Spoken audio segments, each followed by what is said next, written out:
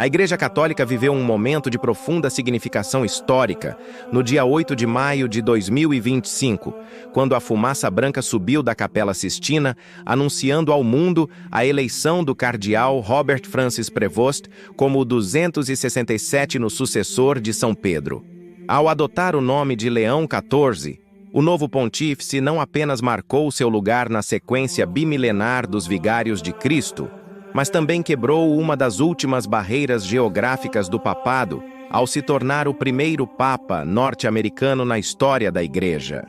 Sua eleição, consumada no quarto escrutínio de um conclave que reuniu cardeais de todos os continentes, representou uma surpresa estratégica para muitos observadores que esperavam a manutenção da tradição europeia no trono de Pedro, especialmente após o marcante pontificado do Papa Francisco, falecido em 21 de abril desse mesmo ano, após transformar profundamente o rosto do catolicismo contemporâneo. Nascido em Chicago no ano de 1955, Robert Francis Prevost traz consigo uma trajetória eclesiástica tão singular quanto representativa das transformações globais da Igreja no último século. Sua formação nos bancos das escolas católicas do meio-oeste americano, seguida pelo ingresso na Ordem dos Agostinianos Recoletos, já indicavam desde cedo um caminho religioso marcado pelo equilíbrio entre a sólida formação doutrinal e um compromisso intransigente com a justiça social. Foi essa combinação de virtudes que o levou, ainda jovem sacerdote ordenado em 1981, a cruzar fronteiras culturais e geográficas ao aceitar o chamado missionário que o destinaria a mais de 2 décadas de trabalho pastoral nas comunidades mais pobres do Peru. Nesse período formativo, desenvolveu uma teologia profundamente encarnada na realidade dos excluídos, sem jamais perder de vista a necessária comunhão com o magistério universal da Igreja, postura que mais tarde lhe renderia reconhecimento tanto dos setores progressistas quanto daqueles mais afeitos à tradição dentro do colégio cardinalício. O retorno de Prevost aos Estados Unidos no início do século XXI marcou o início de sua ascensão na hierarquia eclesiástica, primeiro como bispo dedicado às causas dos imigrantes em sua diocese, depois como cardeal eleito pelo próprio Francisco em 2020. Sua atuação na Congregação para os Bispos revelou não apenas competência administrativa, mas, sobretudo, uma rara capacidade de discernimento na escolha de líderes capazes de responder aos complexos desafios pastorais do nosso tempo.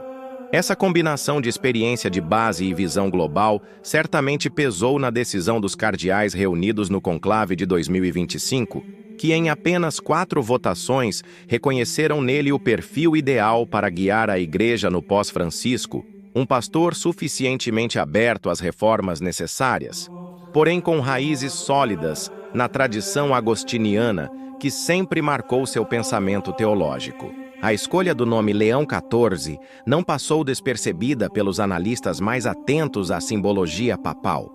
Ao evocar Leão XIII, o grande pontífice da Rerum Novarum, que no século XIX estabeleceu os fundamentos da doutrina social da Igreja,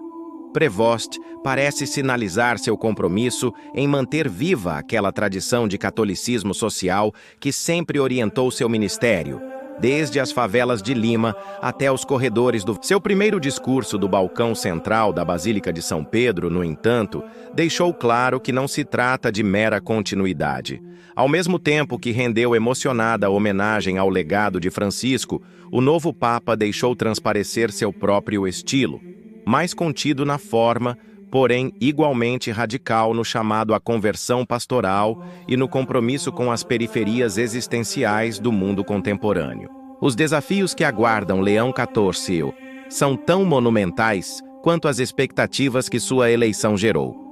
Num cenário global de crescentes polarizações políticas e culturais, a Igreja se vê pressionada a manter sua unidade doutrinal sem abrir mão do diálogo com as complexidades do século XXI. A crise dos abusos sexuais, as tensões em torno da governança financeira do Vaticano, as demandas por maior participação das mulheres nas estruturas de decisão eclesial e o sempre delicado equilíbrio entre tradição e reforma, constituem apenas alguns dos frontes que exigirão do primeiro Papa americano toda a sabedoria acumulada em seus 70 anos de vida, dos quais mais de 40 dedicados ao serviço ministerial. Particularmente significativo será o modo como Leão XIV conduzirá o processo sinodal iniciado por Francisco, que promete redefinir os mecanismos de participação e decisão dentro da Igreja.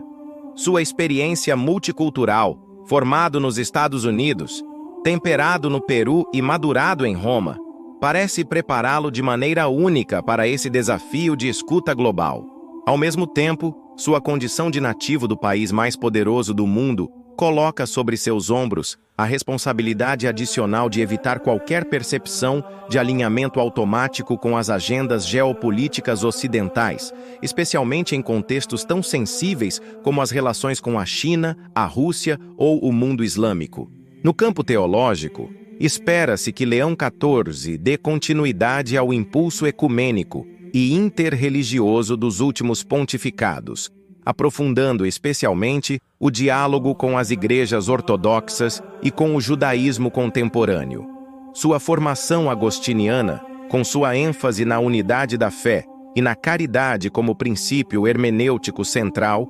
provavelmente influenciará sua abordagem dessas relações tão delicadas quanto essenciais para a paz mundial. Não menos importante será seu posicionamento diante das urgentes questões ecológicas, onde deverá manter o vigor da Laudato Si, ao mesmo tempo em que busca formas concretas de implementar suas diretrizes nas diversas realidades locais da Igreja. A história do papado está repleta de momentos decisivos em que a escolha de um nome particular prenunciou os rumos de um pontificado. Quando, em 1878, Gioacchino Pecci escolheu chamar-se Leão XIII, poucos poderiam imaginar que seu longo governo, o terceiro mais duradouro da história, redefiniria para sempre o lugar da Igreja no mundo moderno. Ao ressuscitar esse nome mais de um século depois, Robert Francis Prevost parece conscientemente se inserir nessa linhagem de pontífices que souberam unir firmeza doutrinal com audácia pastoral. Se conseguirá deixar sua marca própria nesse legado complexo, só o tempo e a ação do Espírito Santo poderão revelar. O que parece certo, desde já, é que a eleição de Leão XIV representa muito mais do que a simples quebra de uma barreira geográfica.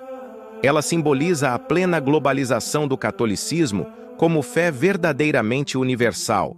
capaz de encontrar seus líderes em qualquer latitude onde o Evangelho tenha lançado raízes profundas. Nesse sentido, a história do menino de Chicago que se tornou missionário no Peru antes de ascender ao trono de Pedro pode ser lida como metáfora perfeita da jornada da própria Igreja no terceiro milênio, cada vez mais diversa em suas expressões locais, porém una em sua essência espiritual e em sua missão evangelizadora. À medida que o novo Papa começa a escrever os primeiros capítulos de seu pontificado,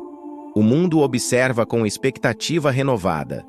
Se sua trajetória passada é algum indicativo, podemos esperar um governo marcado pelo equilíbrio sábio entre continuidade e renovação, entre fidelidade à tradição e coragem para enfrentar os novos desafios de um mundo em rápida transformação. Nas palavras que ele mesmo dirigiu à multidão reunida na Praça São Pedro na noite de sua eleição: rezo para ser um pastor segundo o coração de Cristo, humilde servidor dos servidores de Deus, construtor de pontes e testemunha da alegria do Evangelho.